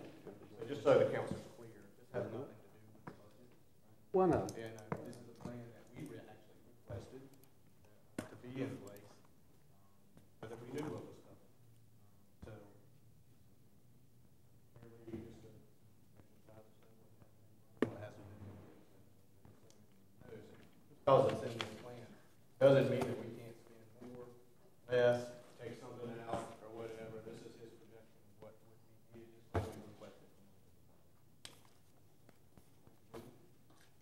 move on now to business item number 2. Pro Tem, we request to have this added. Speak about water issues. Over to you, sir. Thank you for considering this. I just wanted to briefly touch on the topic of the water rates. We were given an assessment by the Weaver Company some time back. We recently were given an update report from the Weaver Company. I just feel that we need to further discuss this topic simply because the town citizens are faced with a potential $17 million water plant expansion, which is significant debt for the next 30 years at approximately $732,000 payment annually. And my concern is, looking at the Weaver report and the numbers that's been given to us, I feel that we need a further assessment of our water rates. Just to know, if we were in the hotel business, we would not build a hotel and rent the rooms out less than it costs us to cover the expenses. Simply saying, I brought council a copy of a cost of service study that I would like for us to discuss. Utility Financial Solutions has given us a very clear assessment of our electrical program, and it in fact is a great tool for the town to be able to get our rates significantly reduced. And I personally feel that in the Wooten report, without saying there's bias, there's a couple things that I don't think there should be. First of all, I think the consideration of our wholesale customers, we should have a wholesale rate set, whether it's got surcharges or advance payments or whatever. And I think that we need to ask these people to take a serious, unbiased opinion, not saying anybody is biased, at our water rates. We're asking for solid data so we know where we move. Because as you heard tonight and other council members have heard from citizens, I personally have met with citizens from the town that have some major concerns, and I'm elected to make sure that there's and I want to make sure, and I have shared those concerns, and I want to make sure that we move forward with this.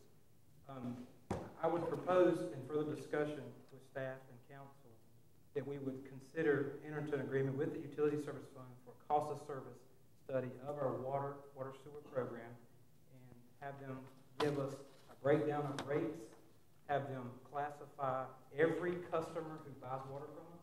We have residential, we have commercial, we have industrial, but we don't have a wholesale. And that is a significant deal.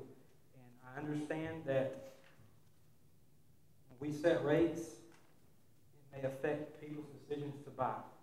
But my point with saying that is, we were told in the budget workshop, and Mr. Credo, feel free to correct me if I'm wrong, but the sale of water to the county, which has been discussed tonight, is significantly important for the cash flow for our town. It helps us manage the day-to-day expenses. And having said that, if the county decided to purchase water somewhere else, then in fact it would be a significant increase to our primary residential commercial customers. My question to you would be, if we move forward, when I say you talking to staff and us as council, if we move forward with the water plant program, which we started out around 12, we're at 15, now we're 17.3 million. What would it cost the citizens of Smithfield if, in fact, the wholesale customers, whatever they may be, went out of business or decided they didn't want our water? Who's going to pay that debt? That's the question that I have. Further, I think that the county's been a great working with us and helping us figure this out. We do have several agreements that are standing. We've been in discussion with them, and they have been a good customer. But I still think we should treat all customers equally. Our residents should be treated no different than those of the county. I'm not saying increase the water rate because by volume you have a big difference in assessment. However, I feel like that we should know what it costs to produce the water. And I know that we've had lots of discussion on this. I know the council has been given numbers. Those numbers have been changed because there's differences. But I think we need a solid base of where to start. I will hush now. I would like to make a motion that we enter into a cost of service study with the UFS to look at our water rates. One question. Do you have any idea of what this would cost? Oh, yeah. Mayor, I would, I guess, based on what we've spent with the electrical program, it could be excess of $30,000. But I'll mind you, that's less than even 1% of the project we're fixing to enter. Further, I just want to make sure I make myself clear. Our utilities programs are successful. Our utilities department, they have a hard job. Our electrical program, a decision was made many years ago before any of these members were on this board or staff about the utilities program. And we just got through that, and this company was able to lead us clearly down the road of how to be successful in getting that debt paid off, which we're close. Furthermore, for the customers, we have significantly reduced our rates to be very competitive. And the last thing we need to do is go into a decision about our water and be just the opposite. We need to stay competitive in our rates, and that's the whole purpose, besides hearing the citizens' concerns, asking the staff and the council to consider. So I would say, Mayor, we would have to ask them, the contract, we come back and discuss it. But I would like for us to strongly consider this, and I'd love to hear council's thoughts on that. I agree with you. I'm just hesitant about making a vote to enter into also. Not to exceed $30,000. Or we are looking to possibly recess this meeting. Discuss budget.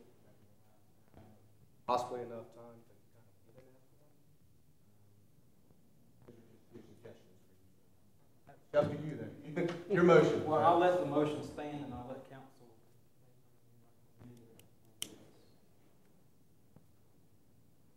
I think it's a good idea. When I initially ran for council, I don't know, 7 or 8 years ago, the one thing that was important to me was before decisions are made was to make sure we have all facts on the table. And I realize facts can be a funny thing. We've seen numbers, we've seen other numbers, and to me it just seems important to have a third party assess this situation just like we did our electric rates. I think we're all pleased with that.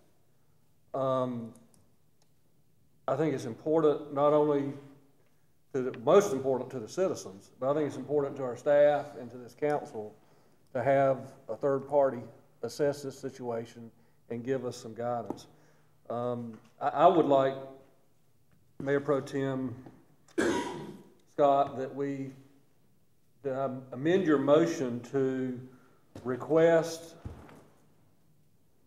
from UFS a cost of that study and to enter into that contract if it's $30,000 or less. And if the cost comes back more than that, then we take another vote.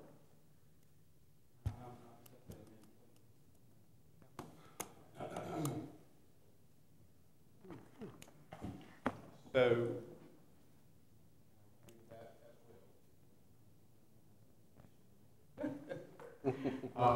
we do have some legal obligations sometimes to go out and bid for such services. I don't know that we have to do that in this case, but I certainly do not want to get ourselves in trouble from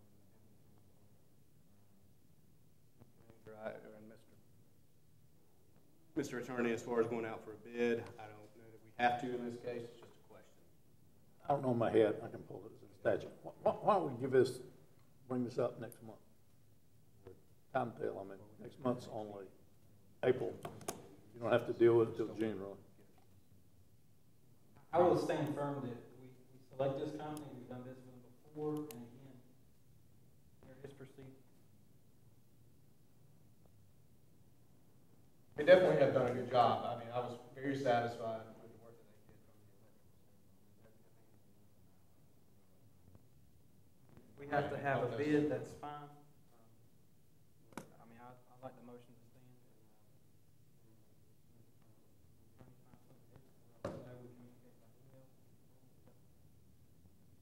I'll be glad to look it up. It's easy. I do think it's time sensitive, that's why. Right. We have a motion. And a second by me.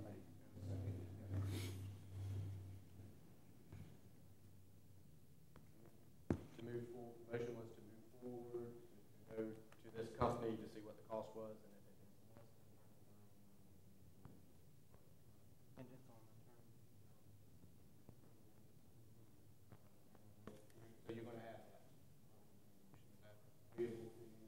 Absolutely. I would hope the legality of our action is always a condition of our motion. Not always, sir. Since it was pointed out. You make a motion, that's what the staff Okay, want to do. I got you. Right? I got you. Is that a fair statement, Mr. Manager? Absolutely. Get your directives from us, sitting right here. Mr. Mayor, do you recall when you used this company before, how much they charged us for the, I guess it was the electrical? I can speak. I don't recall exactly. I just want to remind you, electrical program was a lot more complicated. We can ask staff, but I'm pretty sure it was around $27,000. It predates me. Let me make sure that you understand. There's a lot of research that goes into this, and there's a lot of tables and times specific to Smithfield. The good thing is he has a lot of our data, and staff can work with him to get updated data. He's pretty reasonable with this process, but they are professionals and they do charge. But again, I know it's the cost, but unfortunately, looking at the grand scheme of things, less than even a percent. Oh, I'm not disagreeing with you. I was just wanting to know, just to have a figure. 30 came up with $30,000 and why that was, because as it correlates to the electrical part. Cost me $30,000 or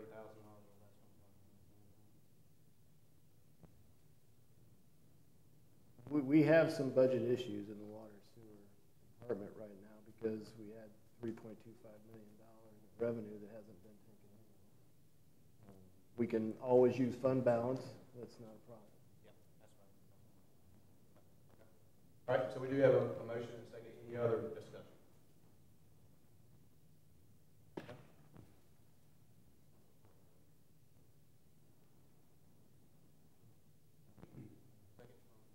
Aye. I'd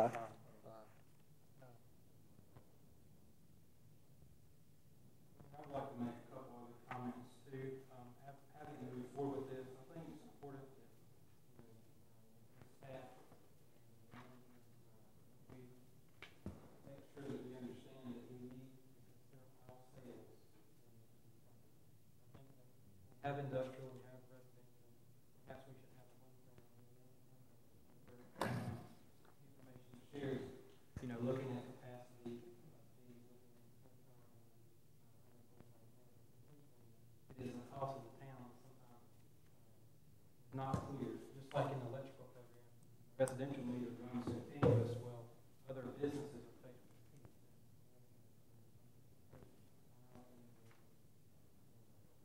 Take a look at it. Thank you. Thank you, sir. This time we come to council comments. Any comments? I have a comment. I wrote it down so I wouldn't mess it up. As a member of the Smithfield Parks and Recreation Committee, I want to thank the staff for the work they've done. They've done an outstanding job. I mean, I've been to several basketball games because my grand youngins play for a different town. But they come, I see how we manage our stuff, I see how other people manage their stuff. So I get to see how our Parks and Recreation people facilitate and how others do. And I'm very proud of the staff and the facilities and all that we have and the work that Gary and his people do. I also recognize that as we continue to, I think this council has proven that we are pro-growth for Smithfield. I think that you see that in the things that we do. We want to be growth with a conservative mind, that we want to make sure that we don't just write a blank check.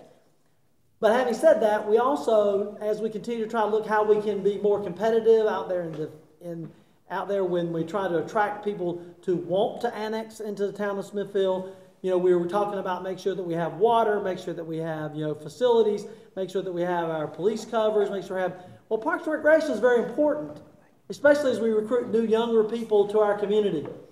So our concern is that as we go forward, something I wrote, I think I sent out a message before about it. I would like for us to see that we, sometime in the near future, that we could schedule a work session similar to what we did with the UDO, where we focus on a long-term strategic plan for our parks and recreation. If we're looking at facilities, we're looking at land, if we try to expand, Land today outside of Bordering Smithfield is cheaper today than it will ever be. Ever will be. And if we were to try to buy a park like we did with the community park today, it would be very difficult for us to do it. It will become more difficult in 20 years as we grow. So I'm saying I think we need to have a long-term strategic plan. I think it's something we need to get our community involved in when we're doing it. So I'd like to see that sometime in the near future that we have some type of a work session specifically focused on Parks and Recreation and the strategies for our future growth in those programs.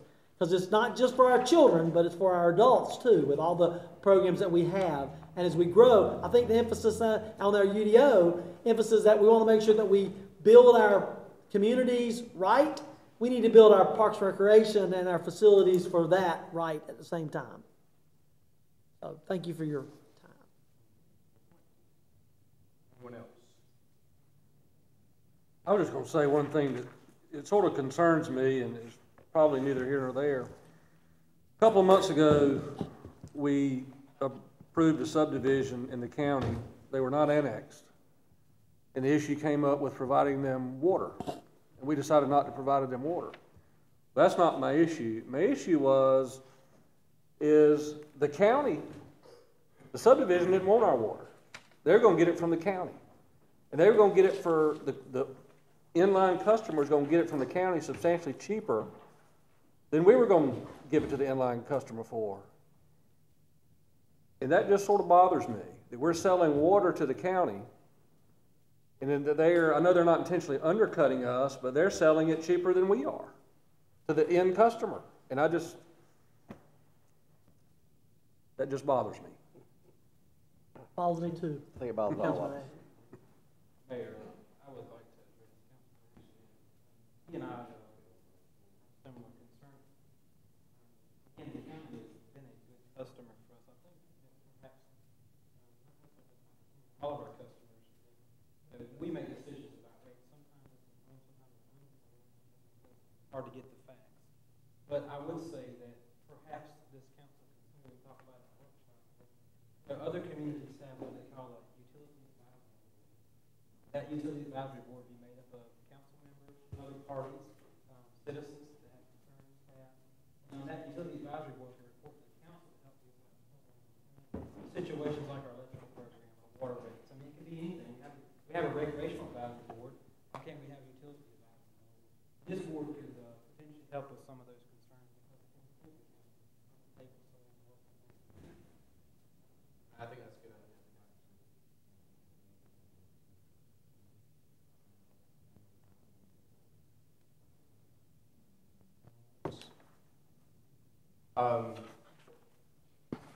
Just a quick question for the police chief. Since our last meeting, we had some vacancies and so forth. How many officers have we hired since our last meeting? 5 officers. How many vacancies do you have? 3 currently. 5 since our last meeting. Nice work. One thing I would like to mention is that April 13th through the 27th is the North Carolina DOT's Litter Sweep for North Carolina. In our last mayor's meeting, concern came up of how much trash there is all over the county. And it's true. If you go, you just look as you ride around the county, there's trash everywhere. So the mayor's, we discussed that and talked about some ideas of what we could do collectively. And what I would like to see is that the town participate, as one measure, participate in this litter sweep in April 13th through the 27th. I've already talked to several of the other mayors, and I'm sending a challenge out to them, as well as I've talked to one county commissioner, and I'll be sending a challenge out to them as well, for us to maybe collectively get together as municipalities, county government, businesses, and people in the community to come out and let's have one big kickoff, if you will, to really focus on. I guess that's my challenge, Mr. Manager. If you could help me with that, and council as well. We don't have an exact date when we will officially kick get off yet because I'm just kind of tossing this out right now, but I would like to see us participate in that. Actually, I've talked to a local business owner, and they are very willing to participate as well, and would be willing to donate or sponsor anything. That's all that I have, sir. Nice job on the audit. Congratulations. I think we ought to give you manager and the staff, right? Manager and entire staff for that. Thank you, Mr. Mayor. I just still point out a couple of things, I guess. As I look, and I appreciate the kudos for the audit. As I look at the audit, though, I see our water and sewer fund, and we have increased it significantly since 2014. So we are in good standing. I think all of our people are doing a good job there, and I think we are being very conservative with the taxpayers' dollars. I'd also want to, since the media's here, I just don't want to let this go too far. I appreciate Ms. Lampy and Ms. Gimmel's opinions on their hard work on the water issues. As I look at the fee schedules for water rates, however, I see that our base fee, which is our one-time monthly fee to have the meter in the ground per month, has since 2015-16 fiscal year has gone up $4.40 a month, which is $52.80 annually per residential customer. While our variable charge, which is the charge where people actually use water, has gone down since that period. It was $4.29 per 1,000 gallons in 15-16. Today it's $4.16. While again I appreciate the work and the information, I struggle to find any type of a 31% increase in our water rate. So I don't want the media to report that, because if you look at our water rates, that just is not the case. And that's enough said there. I wanted to point out to council that the ladder truck for the fire department that we ordered last year is expected to be delivered in mid-July. So we are anticipating that, and we will discuss that and what to do with the old truck and how to surplus that during the budget process. Also, I want to point out that there'll be a ribbon cutting on June 14th at Johnson Community College, where they will be opening up the new fire training facility there. That is a great thing for the college, for Smithfield, for our fire department, as well as all the fire departments in the area, to train and to grow future firefighters. So if you are able to hold that day and show up at that, I'm sure it'll be a nice ribbon cutting, and certainly something that will help improve our city and our city services down the line. Thank you, Mr. Mayor. Just scheduling next meeting. One thing I failed to mention earlier was the MLK parade, the Martin Luther King parade. It was an outstanding event. I was not able to attend. It was my daughter's 13th birthday, and we planned a very last-minute trip to the mountains, but understand that. Thank you. Gentlemen, we do have a request. We had actually mentioned trying to get together before we actually started. Mike has requested that we recess this meeting until certain. Tuesday, 12th, 14th, following Tuesday and Thursday.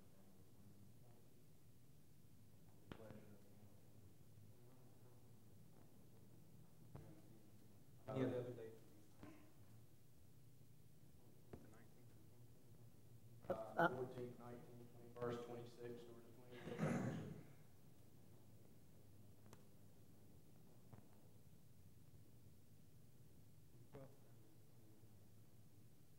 19th is the Johnson County Heritage Center dinner.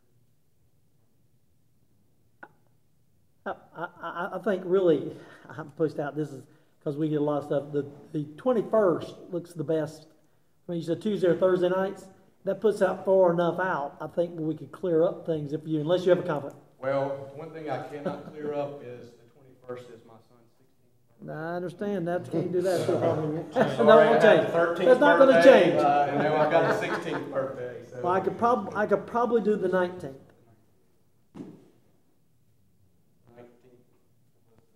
What's, I can't, 7 o'clock? It was a Heritage Center annual dinner. Oh, yeah, that's right. But I mean, How about the 26th? March 26th? How about that? Tuesday, March the 26th? That work? 6:30? That work? Okay with you, Mr. Manager? I'll be available whenever the council can come. Okay. Well, I will entertain a motion to recess tonight's meeting until March the 26th at 6:30 p.m. So moved, Mayor. Motion, do I have a second? Second. All in favor? move we adjourn. No. Oh, you did? Just recess. Oh, okay. I'm worried about the Duke Wake Forest game. Wake Forest is almost. Hey, Andy, what is this something we bring up at a later date? I'm not trying to get it for the Masons signage. Is that something we have at a later date? Did you get this? I think you can just provide feedback.